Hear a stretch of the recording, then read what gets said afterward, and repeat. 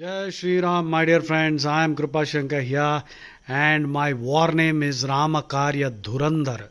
Ramakarya Dhurandhar, which means one who is eminently capable of undertaking Rama's works. That is exactly the definition or the name that by which Hanumanji called himself.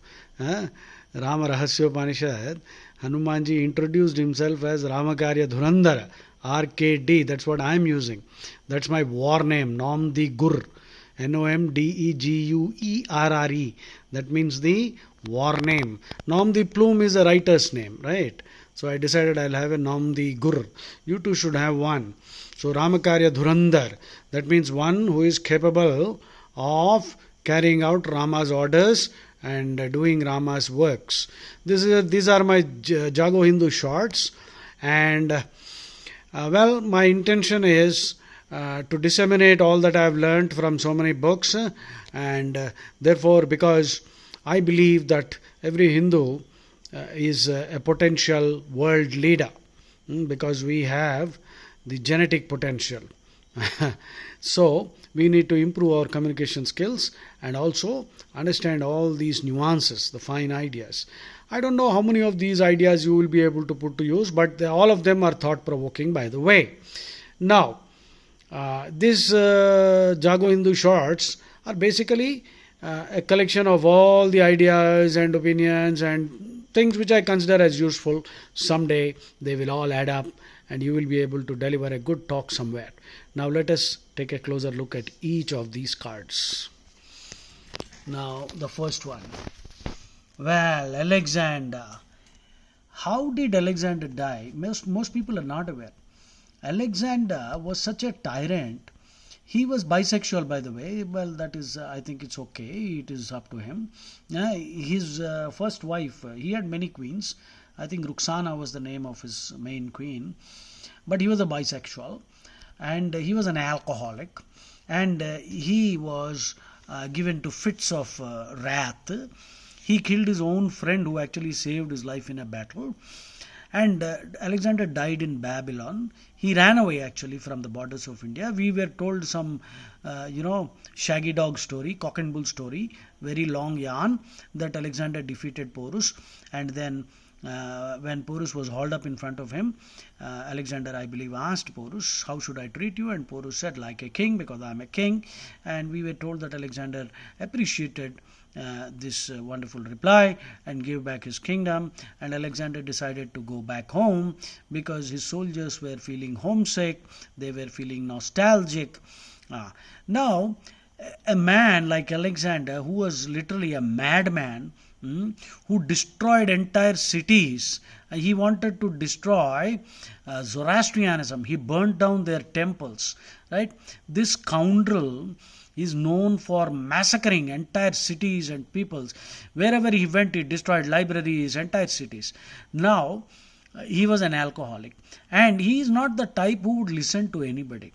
Now, we were given this yarn that soldiers were very restive, that is restless, and they wanted to go home, and this fellow quietly, like Manmohan Singh, he quietly accepted. I don't know if you can believe that yarn. He would have, in my opinion, given the personality that he had, he would have killed a few of them. And what might have actually happened, I know someday some historian will come up with the real truth. This fellow started from Macedonia, Greece. He wanted to conquer the whole world. Then why did he return? In India, what must have happened is Porus defeated him, and Alexander suffered many wounds, many mortal wounds. Mortal wounds means wounds that can cause death. So, had he conquered Porus, he would have then had to go on to battle Nanda. Dhanananda was the emperor actually. Dhanananda had 60,000 elephants in his army. One version goes that Alexander and his soldiers came to know about these 60,000 elephants. They shat in their pants. If he had conquered Porus, and if he had moved forward, Dhanananda would have crushed him like a mosquito. Though Dhanananda himself was a tyrant, he was extremely powerful. And had he defeated Dhanananda, then he would have gone on, he would have had to fight against China. which was a huge empire. So this dumb story, I think secular idiots can believe. I don't. So how did Alexander die? Alexander died because of four reasons. He suffered mortal wounds, wounds which were sufficient enough to kill him, and he ran away. And in Babylon, he contracted Nile fever, Nile. Nile fever is a version of malaria. And he was an alcoholic, that's another thing. And his stupid doctors, these Unani doctors, the Greek, many Muslims mistakenly think that Unani is Islamic medicine. That's a joke. Islam, I think, has produced not much in the last 1400 years of its history. Some good shairi and rest are terrorists. So I don't want to dwell on that. So Unani is actually Greek medicine. And these fellows, Greek medicines, they tried to copy Ayurveda, but they didn't know how to copy properly also. In Ayurveda, bloodletting is there. For certain wounds, bloodletting is done. That is, bad blood is purged from the body. But these Greek physicians, now just imagine, put yourself in Alexander's shoes. Imagine you are badly wounded, mortal wounds, body full of wounds which are sufficient to kill you. And then you are an alcoholic. He's a chronic alcoholic. And then he is suffering from this Nile fever, which is a version of malaria, which itself by itself it can kill. And then to add to it, the doctors, Greek doctors, had this superstition that when somebody falls seriously ill, spirits, bad spirits, evil spirits enter the blood. So the blood has to be released, flushed out sort of. So they cut his wrists and bloodlet him.